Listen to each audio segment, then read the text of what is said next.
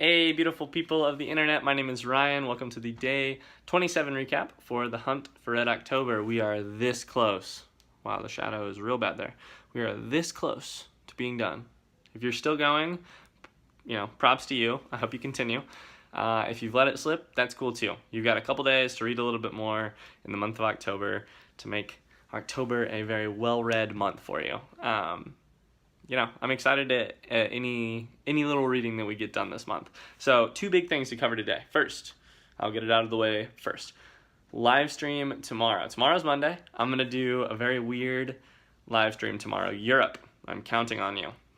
I'm going to live stream at 12 p.m. Eastern Standard Time. So if you're in the United States, that's in the middle of your day. If you can make it, awesome. If not, no worries. I'll try and archive the stream on the YouTube channel.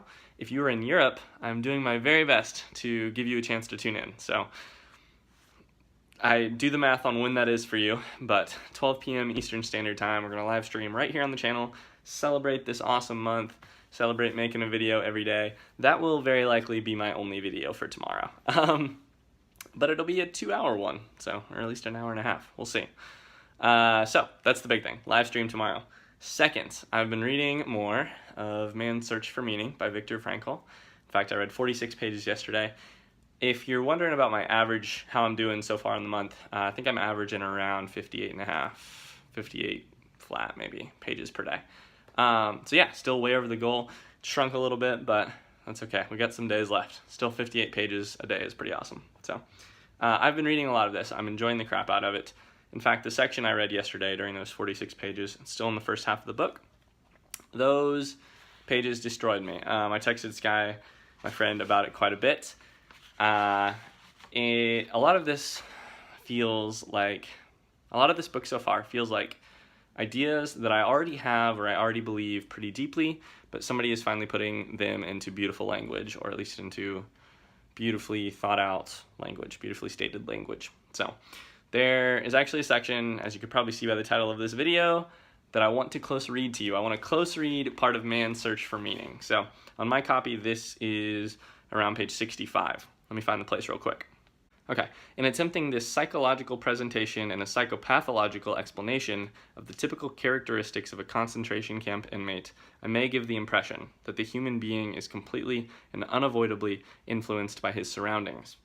In this case, the surroundings being the unique structure of camp life, which forced the prisoner to conform his conduct to a certain set pattern. But what about human liberty? So what Viktor Frankl is doing so far in this section, if you're playing along or if you pay attention to the writing or the setup of his argument here, is he sets up this big bowling pin that he's then going to knock down in the coming paragraphs. His big bowling pin is basically humans are unavoidably and completely influenced by their surroundings. Now he's going to knock that down. What about human liberty? Is there no spiritual freedom in regard to behavior and reaction to any given surroundings? Is that theory true, which would have us believe that man is no more than a product of many conditional and environmental factors, be they of a biological, psychological, or sociological nature? Is man but an accidental product of these? Most important, do the prisoner's reactions to the singular world of the concentration camp prove that man cannot escape the influences of his surroundings? Does man have no choice of action in the face of such circumstances? Note that he sets up 4 to 5 questions there. He's asking all these questions. We know the answer by now, but he's going to answer them for us in a very beautiful way. We can answer these questions from experience as well as on principle. The experiences of camp life show that man does have a choice of action.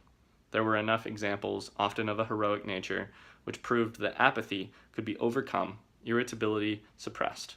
Man can preserve a vestige of spiritual freedom, of independence of mind, even in such terrible conditions of psychic and physical stress.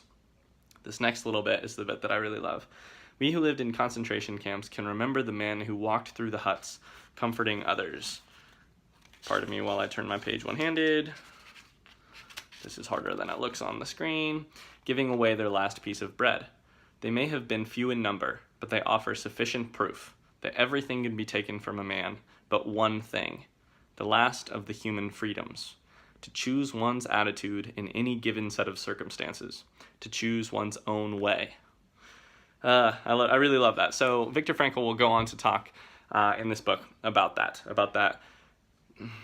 I've been kind of thinking of it as like the final human opportunity. That when all else is against you, as I can only imagine in the situation that he's writing about, that when all else is against you, you have one final choice left, one final way to kind of create yourself. Man creates himself. And that is that you choose the attitude with which you approach your set of circumstances. So if your circumstances define you, as they no doubt do, we learned this over time, they do to some degree. If that is true, there is yet one kind of little bastion of individual liberty that you've still got, which is that you choose with what attitude or with what outlook or with what, self-stated purpose you approach those circumstances. I think in short, and don't quote me on this because I have not yet finished the book, I think in short, Viktor Frankl's argument is that it's perhaps true that human life has no meaning, but that we can give it meaning if we so choose. And that little slice of freedom that exists there in the ability to make meaning, to create meaning for yourself, is, one of the larger and more beautiful human truths out there. That despite what we've got going against us as humans alive in the world, including the fact that your circumstances a lot of times can define you, that you have less control over your life than you would probably like, etc., on and on and on, that you do have this one last power that can't be stolen from you. And I think that's really, really beautiful, and I think that is a lesson worth learning, but also something worth reading and reflecting about too. So anyway, so far I'm really enjoying this book. I'm really looking forward to seeing how my opinions change a little bit, or what I learn in the last parts of this book. If you've read the book and enjoyed it, that's awesome. I would love to hear what you think. If I'm completely off here, if I'm doing okay. I think we'll probably talk about it a little bit on the live stream tomorrow too. So make sure I've brought it full circle. Make sure and come back to the live stream tomorrow so that we can do that. I'm looking forward to hanging out with you guys. I actually just got back from the liquor store with the different beer that I'm going to be drinking tomorrow. So I'm super excited. Books and beers. Let's do it. I will see you guys tomorrow, 12 p.m. Eastern Standard Time for the live stream. Until then, best wishes.